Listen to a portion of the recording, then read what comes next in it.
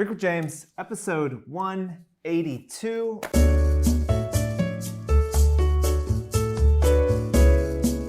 I'm coming at you on a Tuesday. Maybe one of the only times we've released something on a Tuesday, unless Brian shits the bed and doesn't edit in time and we end up uploading it on Tuesday. But hopefully you had a good holiday weekend. We're a few weeks ahead in our filming, but I'm going to talk about something that I hope when you watch this video, the fires in Australia are a thing of the past. I hope it rained for a week and a half and we are no longer, one of our continents is no longer burning, incinerating itself.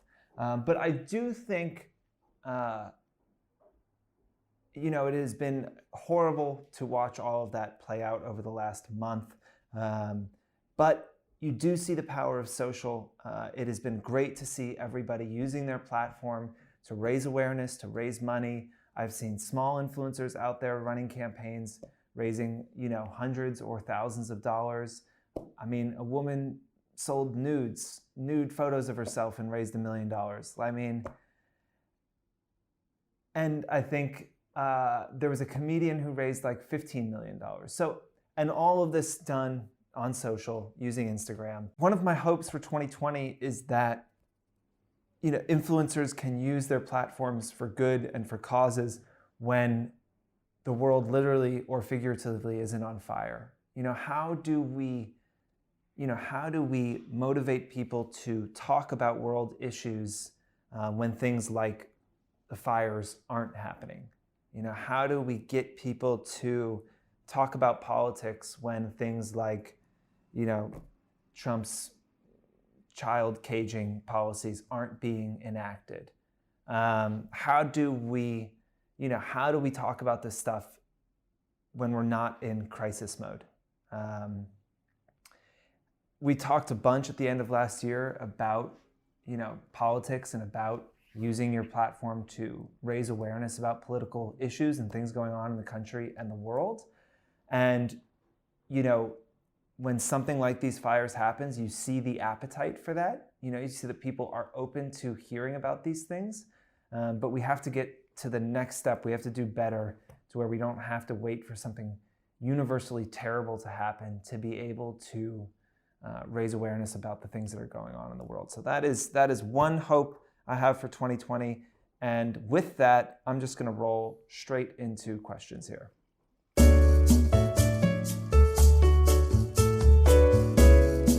First question is, what do I need to know about FTC guidelines? I think this is something that we have talked about in the past. FTC recently updated their guidelines. I think we can maybe put a link to download them. It is really a very simple, straightforward document. I know you think like FTC, a regulating body, a government organization, this is going to be this obtuse, long thing that is very difficult to read. It's about 8 pages long. It's really simple in plain English, not legalese. They make it super simple to understand what they're saying. Now, unfortunately, there is ambiguity built into the rules. Something that hasn't changed is that if a brand gifts you a product or if a brand is paying you, you have to disclose that relationship in some way, shape, or form. Right? You have to say that you are working with the brand or the brand gave you that thing. Now, as has always been the case, you do not have to put #sponsored, #ad. There is no requirement to do that. If in the comment you said, I'm working with blank brand. Now, where it gets confusing is that, they don't have a fully clear example of what disclosing the relationship is.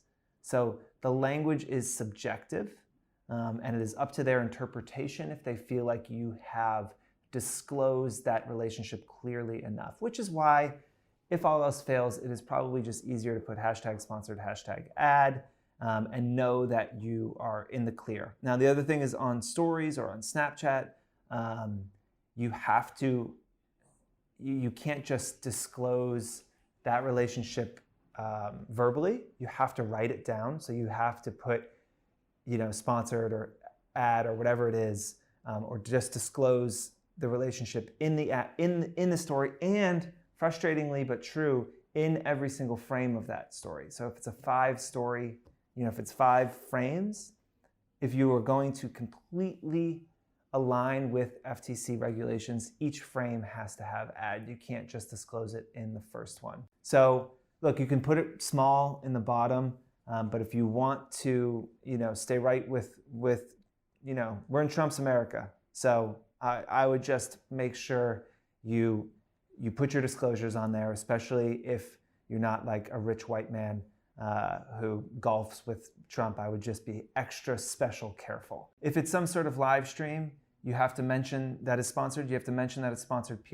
periodically so that people who are joining the live stream at different times, there's not just one disclosure at the beginning. Now, this is what you would need to do if you were going to 100% align with FTC guidelines. They aren't going after people really aggressively. I haven't heard of an Instagram FTC suit in a while that wasn't like against, Kim Kardashian or something. And when they do go after people, generally it's going to be those mega celebrities. Those are kind of the people that they're watching most closely. But, I would never work with a brand that told you not to give disclosures. I have heard of that happening. I've heard of brands encouraging influencers not to disclose. There was an episode earlier this summer where all these influencers got the Givenchy bag, and I believe Givenchy asked them not to disclose that it was gifted. That's fucked up. Don't do that. Don't let a brand put you in a position of breaking the law because they don't want people to know they gifted you the bag.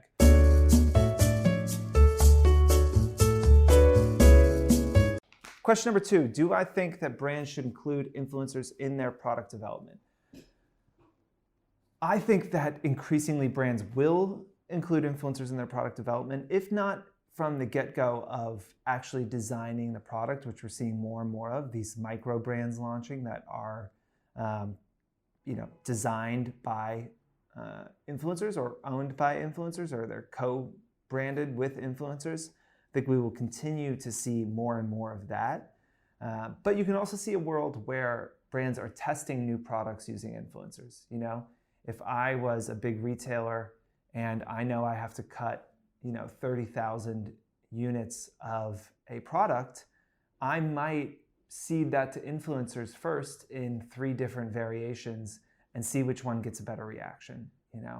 I think that increasingly retailers will try and run tests in that way so that they can be better informed in this kind of real live focus group on which products are going to do well, which products people are going to resonate with, which ones will get people to go to the website or buy that product. So I don't know how much of that is happening yet, but I think y'all have this incredible access to consumers, right? You have this direct relationship with consumers, people that are coming to you for advice on what they should be buying, and brands absolutely should be leaning on influencers more earlier in the process. And look, as we've seen with Danielle's, with Danielle from We Were What, who was just on the last episode, what we saw from, or a few episodes ago, what we saw from like her launch with her swimwear launch was that when brands are developing with influencers and when they are involved earlier in the process, it's something that your audience gets used to, they get invested in, and it just performs a lot better. And so I think that smart brands will start pulling especially macro influencers in earlier in the development process, and then maybe start using more micro or mid-tier influencers to run tests to see which products are resonating with their audiences.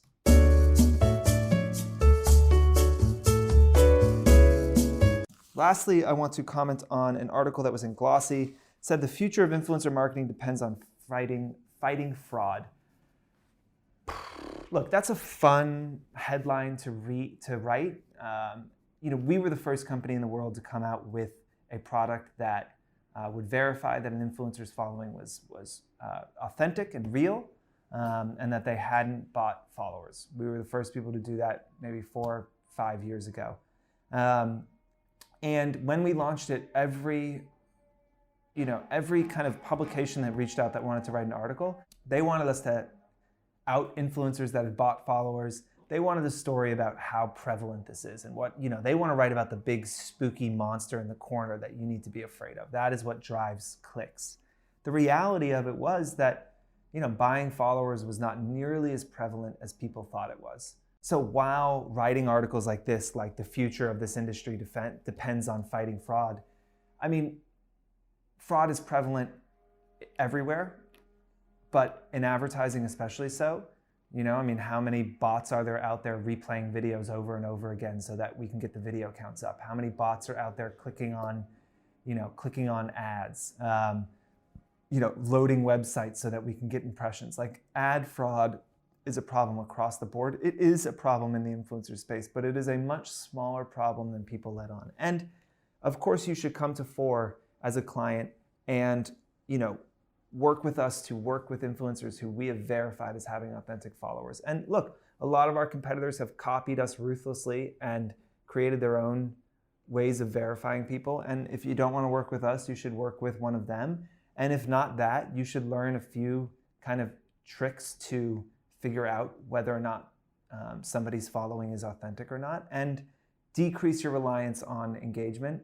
One, because it's rapidly leaving the platform, but two, because it doesn't tell you a good story, and engagement is as easy or easier to buy than followers are. So I do not think that buying followers is an existential threat to the industry, though it is important to have ways to validate that the people you work with are real, and for brands to know that the money that they're being spent is being spent effectively.